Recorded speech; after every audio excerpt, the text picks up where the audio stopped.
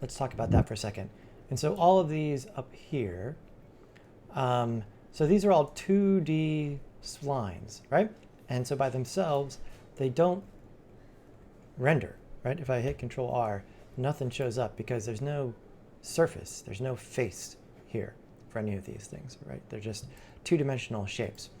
And the first thing you need to remember, number one, is what plane is the spline in, right? And if we look at this here, I think this is the way it works now. Yeah, there we go.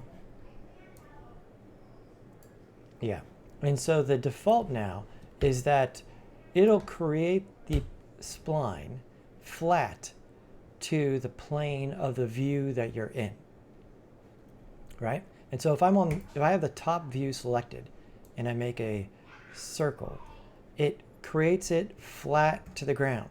So this is the XZ plane, right?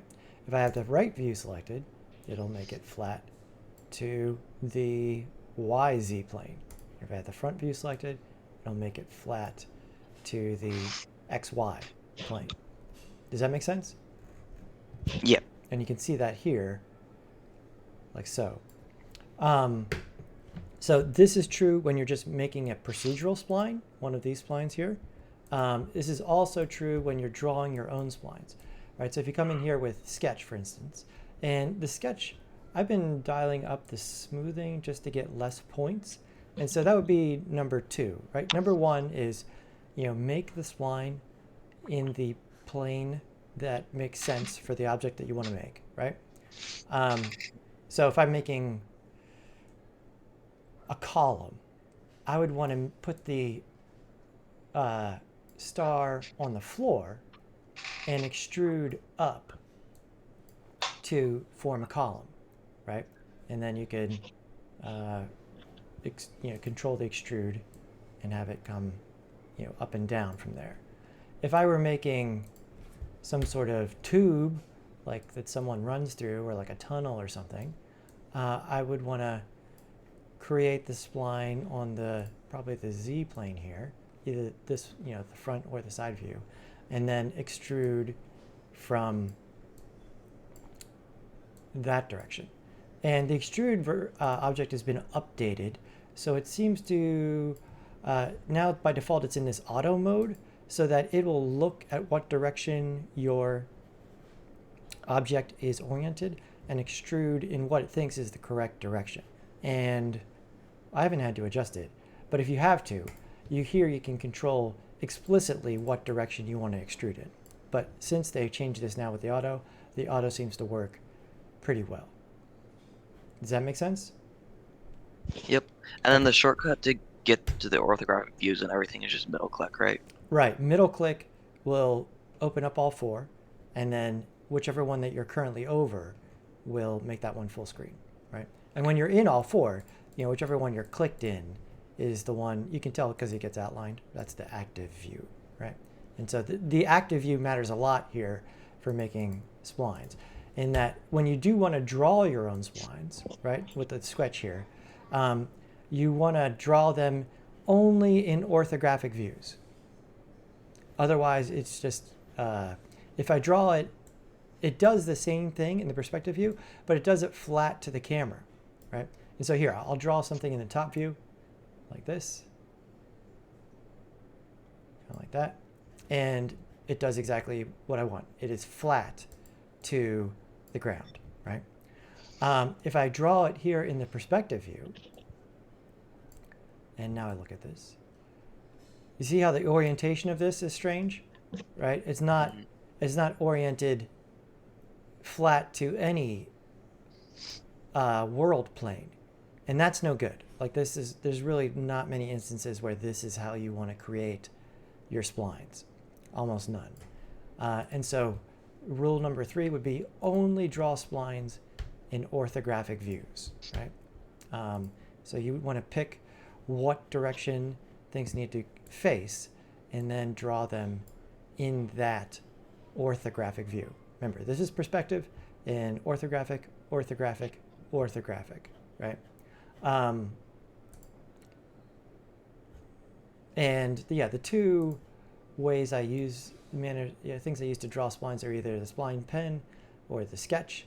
The Spline Pen is like Illustrator, and so you click and then click and drag to get the Bezier handle, click and drag to get the Bezier handle, click and drag, click and drag, click and drag, click and drag. There you go. And it makes something like that.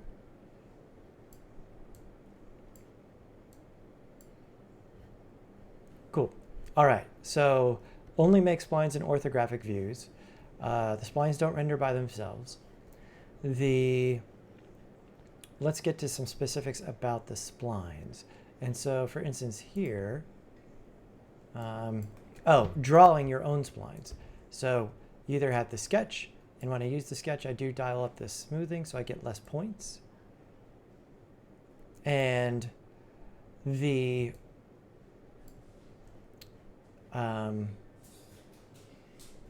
when this is selected, I can continue to draw again, but you see it's one object up there. So one spline object can have multiple splines in it. Just like one polygon object can have multiple separate polygon, arrays in it. If I didn't want that behavior and I wanted a new spline when I drew, in the Sketch, you see there's this Create New Spline box. And if I check that and I go and draw again, it makes a new object. If I uncheck that, it adds it to that second object that we just made. Does that make sense for everybody? Right? And so, Adrian, we're talking about drawing splines. We only want to draw splines in the orthographic views so that they're flat to one of the world planes. If you draw a spline in the perspective view, it's drawn flat to the angle of the camera, which is horrible, right? That's usually useless and not a good way to make something.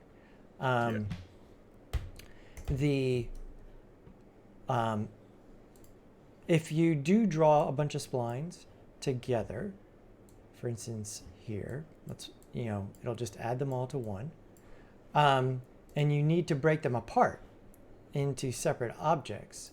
If we select it, I'm going to hit Shift-C. There we go. Explode segments. We'll take this. So let's go Shift-C, explode. And now if you unfurl, it's exploded them all out into individual splines, right? Because occasionally, that might be necessary. I use this a lot, like when you import objects that are all together and you need to treat them differently or something like that. So that explode segments is super, super useful. Cool. So splines, let's just talk about the spline. Because for all of the objects, right, this week we're really getting into the extrude, lathe, and loft. For all of these objects, the density of the topology of the object is controlled somewhat by the generator and then also by the spline. And so if I draw something here, like so, just like that, and I extrude this, let's go ahead and this one, let's get rid of that one. There we go. First of all, I extruded it and it's not filled in. This happens when you extrude a spline that is not closed. Okay, so especially when you're drawing it by hand, it can be hard to line that up, in which case you can select the spline, and probably the first box to really memorize here is the close spline box. And so if you do that, it closes the loop and then immediately fills in the extrusion, right? And so things that are not closed will not fill in like this. You run into this a lot when you bring in splines from other programs that may or may not have been closed for whatever reason. And then additionally, Cinema 4D, the splines have a direction. This matters a lot when you animate something along a spline. And so this white to blue, this tells you where the spline begins and ends, all right? For an object like extrude, that's not super important right now, right? There's not really anything different about the beginning than the end. But for other objects, that is an issue. You need to know where it starts and where it ends, and you can adjust that. You can select any point as long as you're in point mode, and right click on it, and you can say,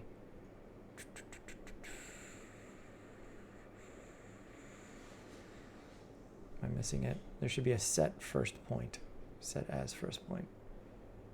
Is it point order? It's higher up. There we go. It's in this one now. Let's grab that point order. There we go. Oh, they're all in here now. Awesome. Set first point, reverse sequence, move up or down. So we'll just say set first point. There we go. And now if I turn this off, you'll see that the white starts there and then goes around to the blue there. Does that make sense for everybody? So yeah, the white to blue is the order, and it only extrudes when it only fills in the extrusion when something is closed. Now, the extrusion object, let's talk about the resulting topology. And so what's the shortcut to see the polygons? NB. That's right, NB. And so the density of the polygons here along the outside of the extrusion, this is controlled by the spline. Okay. If I come into the extrude object, you'll see that there is a subdivision, right? And so your initial thinking would be like, oh, this is where I can control the density. But watch, this is just subdividing the actual extrusion right here, right? And then the face itself, the name for the ends are the caps. And so the cap, the defaults now are much better. First of all, it defaults to having both a start cap and end cap, but you could turn either one of those off if you needed to create that kind of object. Or you could have one on and one off if you wanted to make like a bucket or a pool or something. And here we have the rounding, right? And so here, this is like the bevel, right? Essentially, it's doing the same thing. We could drop this, a bevel deformer in here, or you could round the corners this way. But you need to be careful.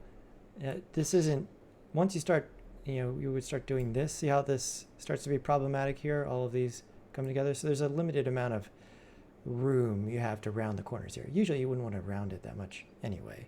You would just sort of be putting a slight rounding on the corner. And then this is okay. And if this object were not deforming, I would say its topology is fine, right? This, what's the name for this front face, like the technical name, because it has many, many, many sides?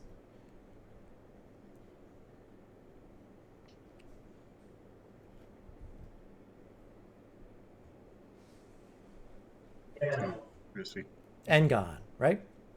And so that's the default for the extrusion caps, that your cap will be one big N-gon.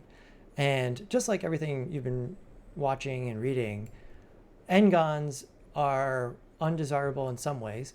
However, if the object is stationary and is not being deformed, and it's a gigantic flat N-gon, meaning that all of the points on the N-gon are coplanar, meaning that they're all exist on this, in this case, this XY plane, this is not going to be a problem. It would be fine. But down here is where you can control the topology of the cap. And so the default is N-gon.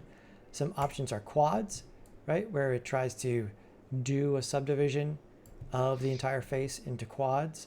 There are this other, this is like a Delaunay algorithm that divides it up. And basically you would be selecting some of these other things based on how you might need to divide up the object. If you look at all of these, none of them are giving us, as far as like clean topology, there's not a lot of stuff here that's looking great. But in our case, especially for this week, just having an N-gon for the cap is fine. But that's what you can control about the topology from the extrude object.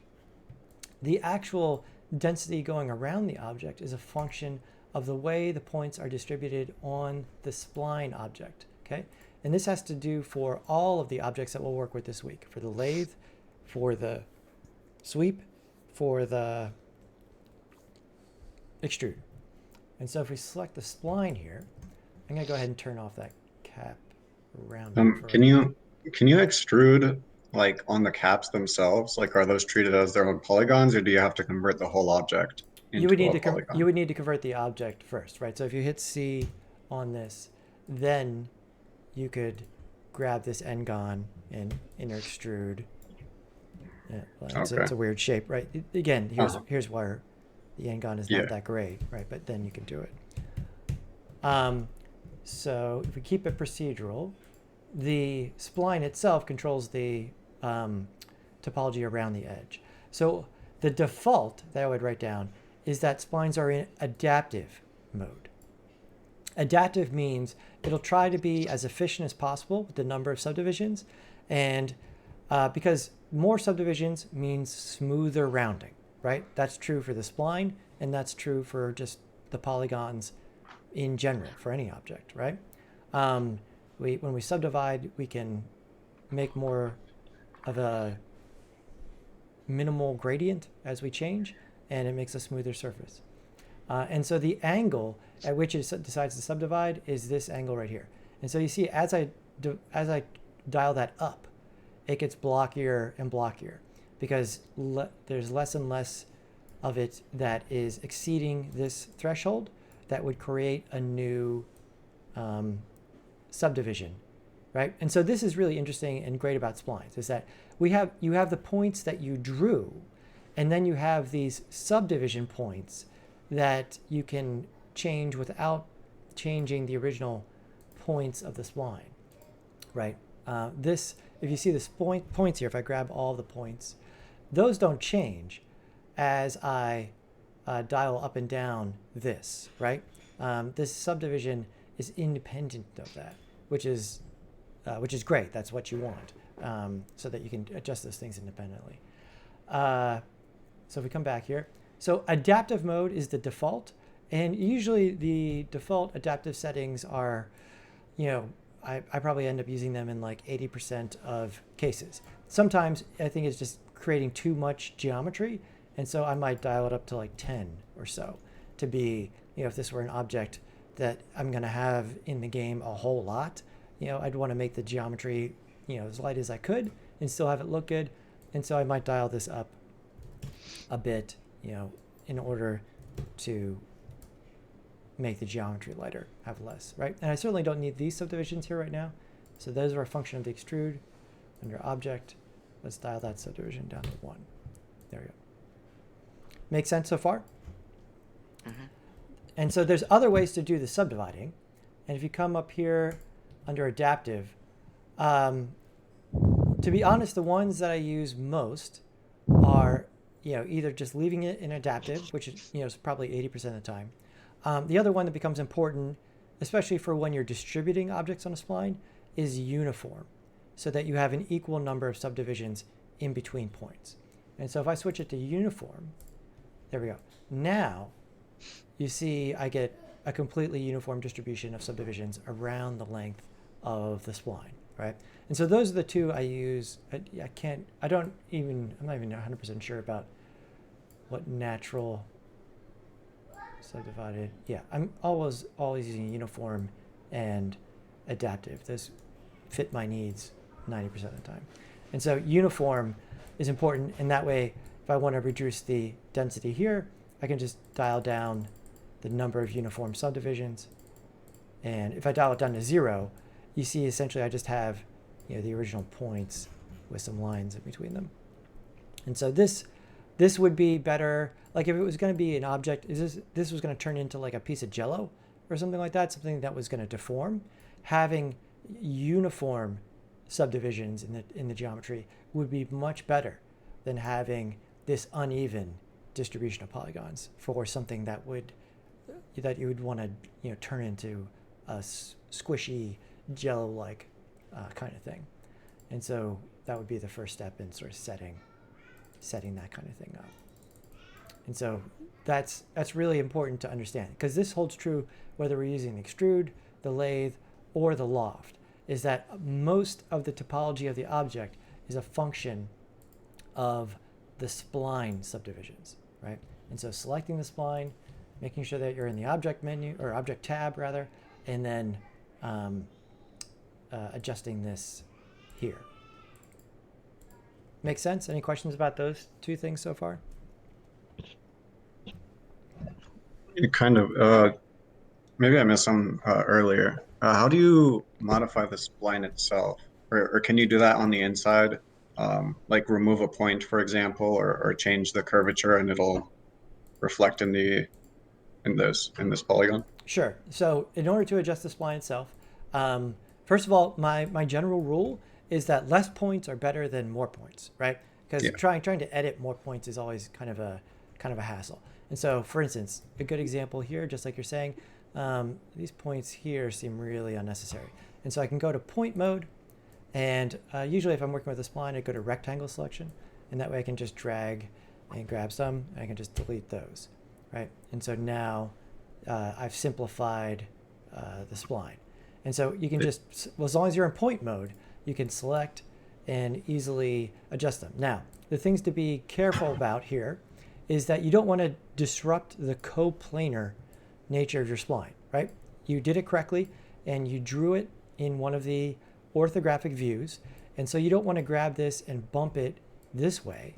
And now your spline is not coplanar, right? Which is almost always not what you want in this case, right? So be careful of that. Would you say it's a good idea to edit also in orthographic view? To edit Yeah, so I mean, you could, that would be a guarantee to not do it. If you came into this orthographic view, you wouldn't be able to bump it on the Z. And so that would solve that problem. You could just move it, and if I'm moving it here, I'm sure it's not going to change the Z value. So that would do it. The other issue here is adjusting the Bezier handles, right? And so this is, I don't think it's different in the new version. Yeah. And so if I'm in edit or select, if I'm in the select tool and I select a point, it'll show me the Bezier handles, but I cannot click on them. And I think this is just lame, but it is what it is. If you need to adjust the Bezier handles, you need to be in the move tool. And so you need to press E, and now I can grab and adjust the Bezier handle, okay? I think it should just not show them to you, because otherwise it just frustrates everyone, because you can't click on it. It seems like you should be able to click on it, but it's the way it works. So is there another mode of creating splines where you can just plot a few points and then use the handles to kind of curve it? Sure. And so instead of using the sketch, you would use the Spline Pen, which is the Illustrator way of making splines, right? So that would be the other option there. Yeah, this is just one I did with the sketch, so that would get some more points to edit. So yeah, like this point here, we don't want that one. I'm going to delete that. That smooths that out. And so yeah, just selecting and deleting points solves a lot of your spline problems.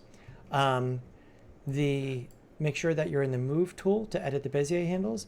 And the other thing is, I always forget because it's different in a different, so holding down Shift in Cinema 4D breaks the Bezier handle so that you can not have these balanced, right? By default, they will move together. And if you hold down Shift, you can move one independently of the other. That's really nice. The other thing about the splines is that we've talked about the intermediate points is the type. And so again, 90 to 80% of the time, I'm just sticking to Bezier, right? The other modes here that are important, the one I use besides Bezier really is cubic. And so cubic, the cubic, the Bezier, Akima, I'm not even sure if I'm saying that right, B-spline, these are all different ways, different algorithms for rounding, okay? The Bezier is the only one that's going to give you Bezier handles, okay? And that's the default, which makes sense. The other ones, right? And so if I go in here into Spline Pen and I change the type that I'm drawing from Bezier to B-spline, I can just click and make splines, and now I'm getting this automatic B-spline rounding that happens, right? So that's useful as a way to create really smoothly curved objects. So I use that occasionally, but most of the time I'm just keeping things in Bezier mode. It sort of gives you the most explicit control, but that's something else to be aware of there, is that you can switch the mode. But especially for this project, I would just keep everything in Bezier. It's the intermediate points that really I'm adjusting more than the spline type. Sound good so far? Mm-hmm. Good. Okay, so let's extrude that one more time. And we're in uniform right now, and so that's fine. And yeah, so the extrude, we're able to draw and extrude. If we want to extrude multiple splines, so for instance, if I make another spline here, let's do it correctly in orthographic view over here, kind of like this, and close it off. There we go. Actually, let's make sure the spline is not selected so I get a separate object. There we go. Close that off. Great. And so if I go to the extrude, and I look at this one here, this one and this one are both extruded because they are both part of this object, because I had this one selected while I was drawing it, right? And so Cinema 4D, a little bit like After Effects in this instance, where the current state of the program changes the way the tool functions, right? And so if you have this selected, you are adding to the existing spline object. This one I drew afterwards, right? And so it's not being extruded because it's not in the object. And so if I drag this under here, it extrudes this one, but not those. How do I get it to extrude multiple splines? In Extrude, this is the most important checkbox, hierarchical, right? I think this should be on by default, but it's not. So that now, no matter how many splines I put in there, it'll extrude all of the ones underneath it, right? And so here, if I add a circle and I move this over here and I drag it underneath, I can have multiple objects, multiple spline objects in the extrude, and they all get extruded. Now, there's only one extrude object, so they all extrude the same amount. If you wanted individual control over them, you need to put them in separate extrude objects. But if you want to extrude one object all the same, they're all right there. Does that make sense? Right, so that's a really important one, that hierarchical checkbox right there. Okay, so extruding, that's good. Let's look at the sweep. Well, let's look at lathe first. All right, so lathe. I'll make a new lathe object. Again, the difference here is that instead of extruding, pulling it out, we're going to spin it around to make a thing, right? So lathing is usually, if you guys know what a real lathe is, right? Where you're, right, a real lathe is, it's spinning wood or metal or something very, very, very, very fast. And it's a subtractive process where it's, because it's spinning so fast, you're, shaving off stuff and ending up with radial symmetry. Or by using a taper attachment. Right, and so here it's Contour is simply creating programmed some sort of in- object that has radial symmetry, like this, right? Here, it's the same concept. We're going to spin this around, but it's, conceptually it's more additive than subtractive. And so I'm going to come in here. I'm going to draw something for like a simple cup. So let's come into Sketch. And again, I turned up my smoothing because I want to have less points rather than more. I'm going to start drawing at the center. And let's do a little better job than that. I'm using the mouse right now. There we go, kind of like that. Okay, good. So first things first, let's clean this up a little bit. So I'll just go back to my selection tool and get rid of some of the points because it's always easier to clean up with less points rather than more. There we go. grab this one. Let's adjust this Bezier handle. So I'll go press E and grab here.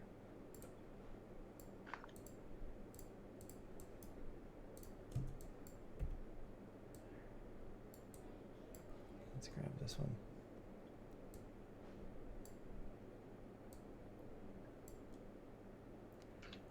And let's zoom in here. Still got some more points right there.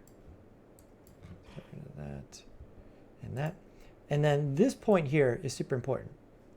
This is the, by default, the lathe object will spin around its coordinates, okay? And so if you just make a new one, it'll put it at 0, 0, 0 by default. And so it's going to spin around 0, 0, 0, regardless of where the spline starts, okay? And so see how this is not, this point here is not lined up with the world origin, which is where the lathe object is. And so watch what happens now when we put it in the lathe. We'll put it in here. And now, if you look at this, you see you get this weird overshoot here because this is not lined up with the world origin, right? And so how do we line up this one point? You want to select that point, and then down here, you can choose, you can, essentially edit the location of that point. And so I'm going to just put it right at 0, 0, 0. So that point moves right to the origin. And now you see that there's no weird overshoot or undershoot, right? If I moved it this way a little bit, and I look at the object, you'll see that there's a hole in the bottom down here. Right. And when I moved it the other way, you saw that we got that, weird extra stuff. So you want the beginning of the spline that you're using for the lathe to be exactly where the lathe is, right? And this is simpler to do by creating the lathe directly at 0, 0, 0 and making sure that your spline lines up with 0, 0, 0, right? This point here. And so I can do that there. And then if I need to move the object, I can just select the lathe and move the object. And so once you create objects with all of these spline creator objects here, almost always you do not want to move the spline. I would just fold it up and move the object itself so that the spline comes along and you're not disturbing the relationship between the spline and the object. Okay? So once you extrude something, once you lathe it, once you sweep it, don't move this stuff.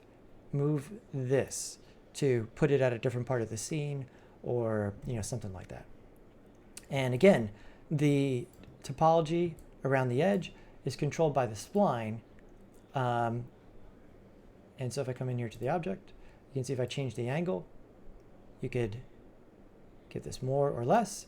I could change it to uniform, and I get an equal subdivision across. And then over here, as it goes around, the subdivisions around the object are a function of the lathe, right? And so right there, the subdivisions. If I wanted to make this, very angular or smoother, I can adjust that all right there. And the other thing that comes up with the lathe is that this is a, whatever, it's a fine shape for some sort of cup or whatever, but this is not what you would want to have as a final model for a cup, because it does, if we look at it, if we go to polygon mode and look at all of this, these are the it doesn't have any thickness, right? This is the inside of the polygon, which is not what you want. There's a bunch of different ways to address this. I think one of the easiest ones is the cloth object, which you use to give cloth a very little bit of thickness. And so there's a lot of cloth things. We want the green one, the cloth surface, right? And so watch what this does. If I bring this up right here, and I am recording all this. This will be on the assignment as well. If I put the lathe inside the cloth surface, one of the cloth surface parameters is thickness, right? And additional subdivisions. In this case, I don't want to subdivide it anymore. And so I'll say 0. And then I can dial up thickness to very easily create some extra thickness. And so now this would be a much better model in that it has an inside and an outside, and we don't have all the normals are facing out from the surface of the object. Whereas previously without this, the normals are facing out here and then in here, which is not what you want. And so even if it was going to be very thin, I would do this and just use a very small number, like 1. Does that like cause it to try to simulate cloth when you animate it though, or does it just No. just Yeah, so this should really just be called like thickness generator or something. But those are the cloth objects, but those are the purple ones, right? Those are separate objects. So there's a cloth, that's a whole separate system. We'll do some of that, but this object does not do that. All this object does is subdivide and add thickness. The other ones that do that are tags, not objects, okay?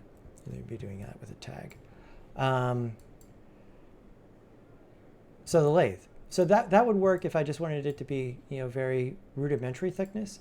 If I really wanted to control the thickness of it, where, I'd want it to be, maybe thicker here at the bottom and thinner around the lip, then I would just adjust the spline.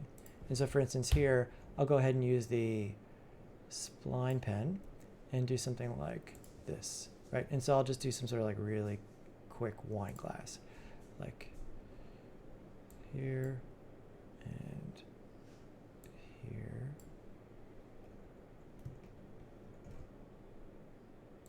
Here. And then I'm gonna be drawing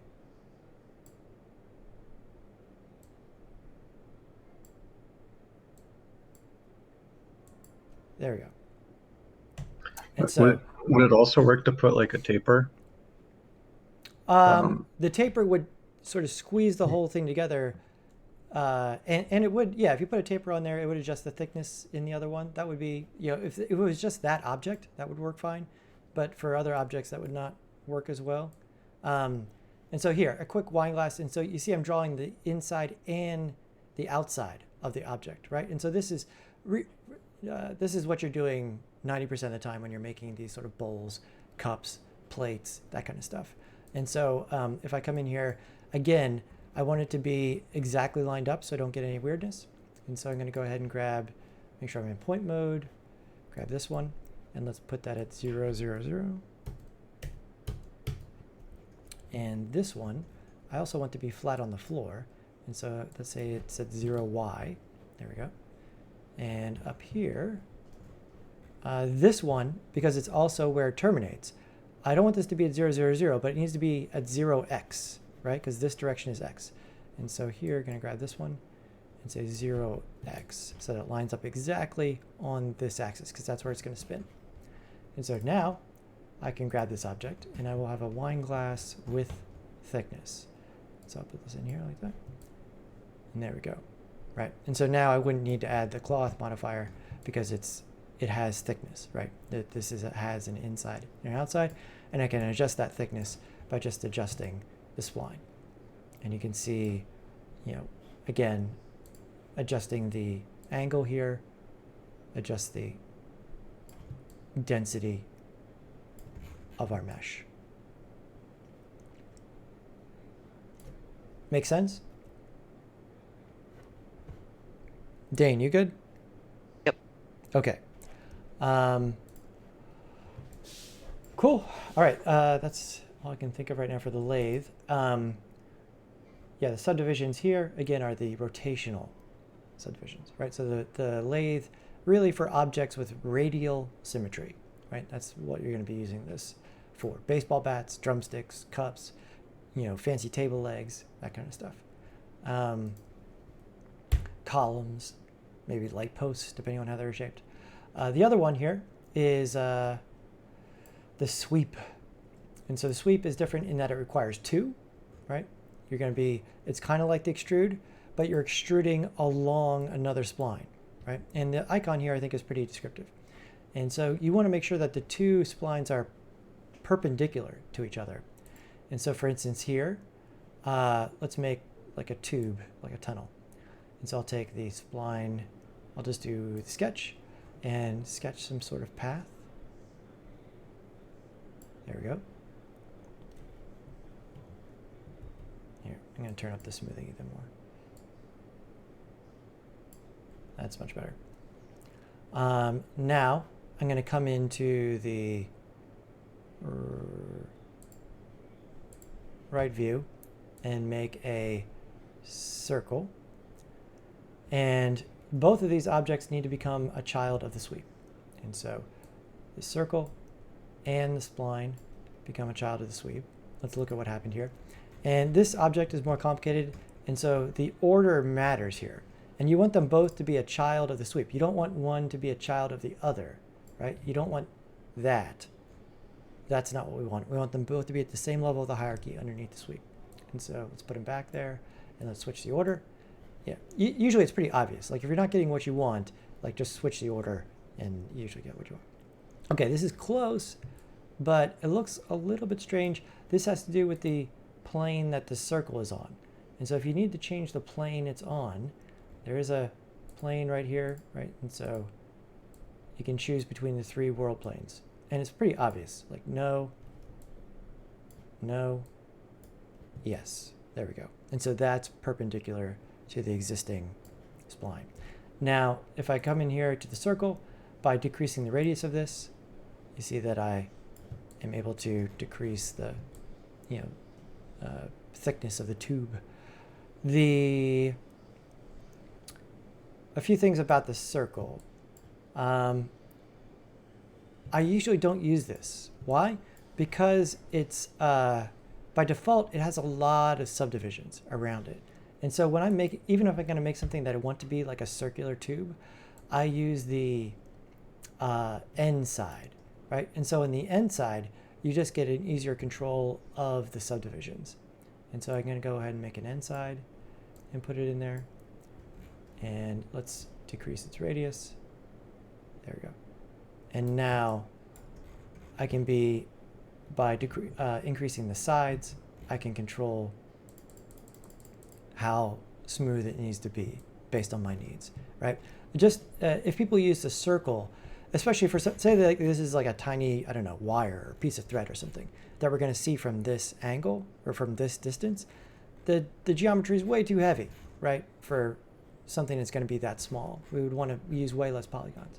And so you could dial that down, and the default is much lighter than the circle, right? The circle is just, by default, it's too many subdivisions. So that's why I usually use the end side instead of the circle. And again, everything is editable here. So if I need to change the path, I can come into that top view and go into point mode and grab points. Oops, that's drawing something. There we go. And I can change the path of the whole thing.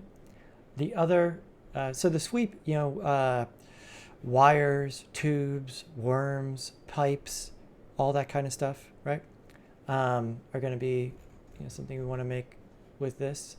The sweep also allows you to do a bunch of really interesting things here.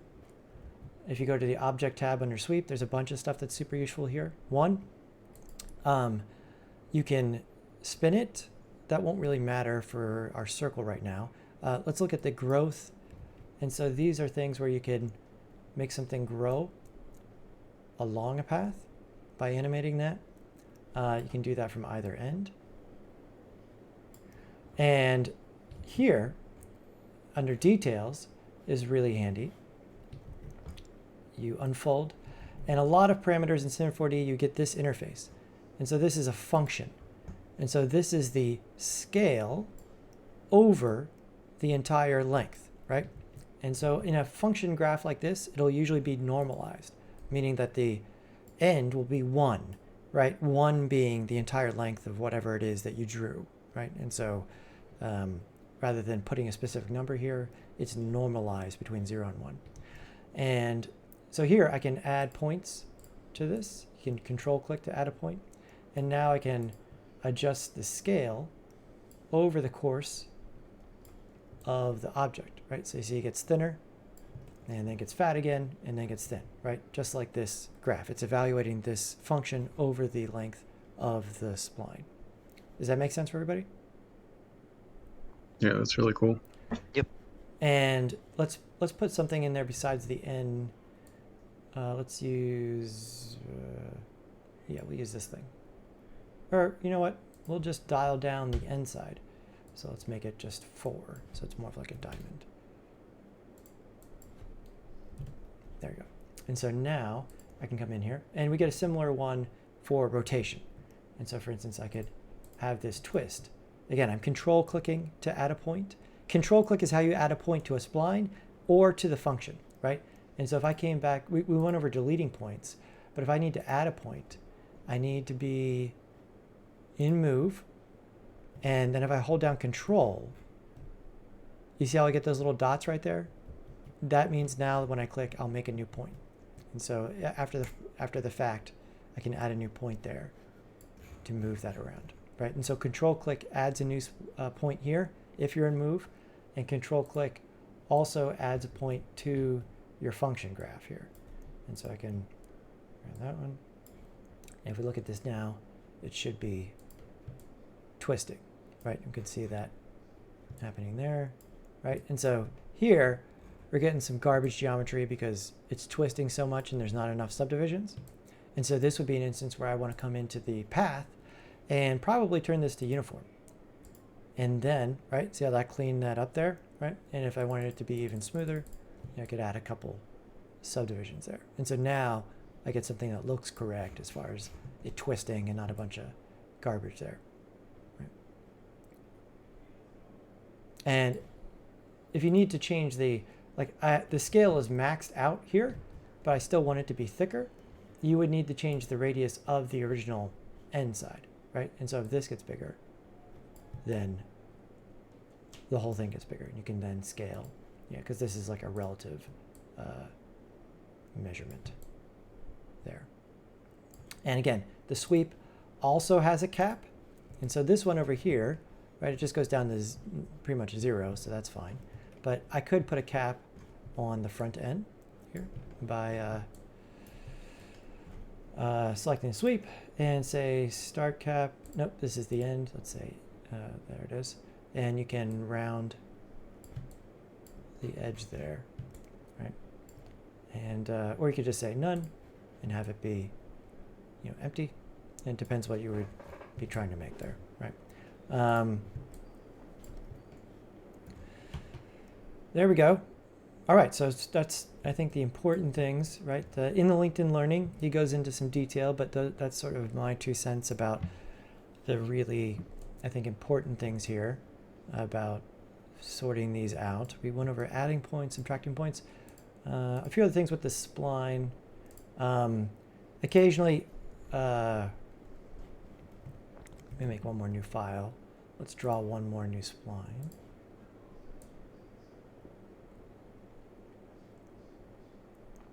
Let's do sketch. Yeah, this thing resets. There we go. There we go. Let's say close this. So I'll go ahead and say close spline. If I go to point mode and grab all the points, up here in the spline menu, there's some good commands. The one I use often is create outline, and this is definitely handy. So I usually get to the Shift C, create outline. There we go. And this allows me to, it's a command, and so it doesn't do anything by default. You need to come over here to the tool and decide what distance you want the outline to be, and then you can apply it. And so if you apply, there we go. It gives me a second outline spline, right? And so this is different than just scaling it. It's actually tracing around it. And I could apply it again if you want to create like a cascading levels of stuff, right? So this is really handy, this create outline tool. And so now, for instance, you could extrude.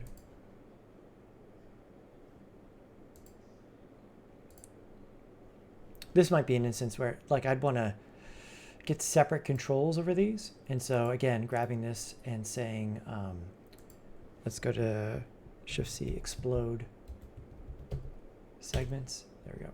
And now they're all separate, right? And so, you know, now I could extrude them like this or like that, right? And, you know, create each of them's its own thing.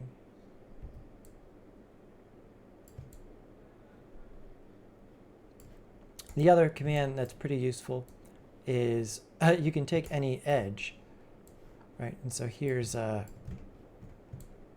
hit NB, and I'll hit C on the sphere, and go to edge select and hit UL to sort of select a loop.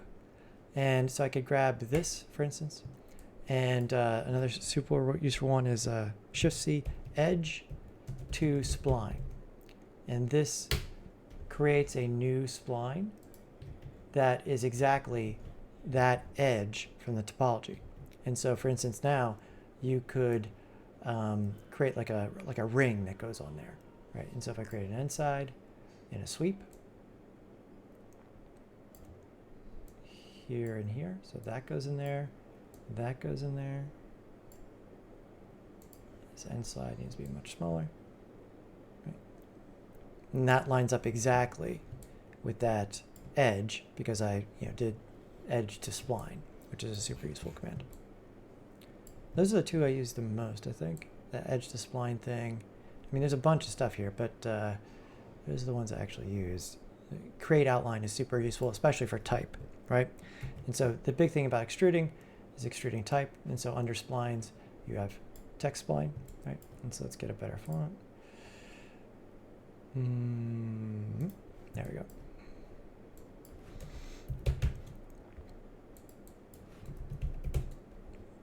There we go.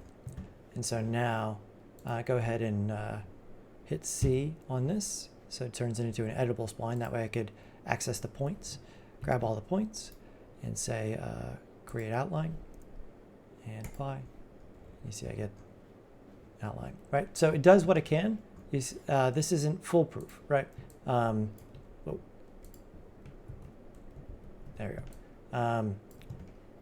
It worked everywhere pretty well, except for right here, right? And so that would require some cleaning up for that spline because we don't want this overlapping stuff here.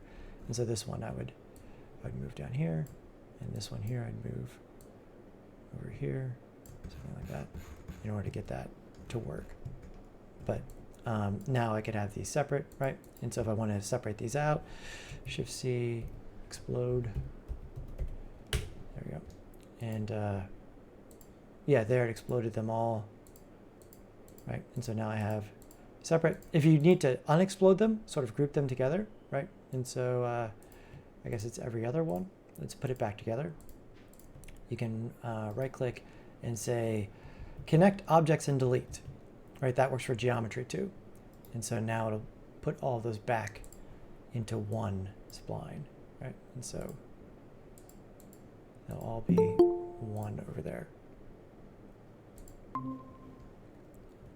Hi, Julia. We're just going over some 185 stuff here. Using the splines.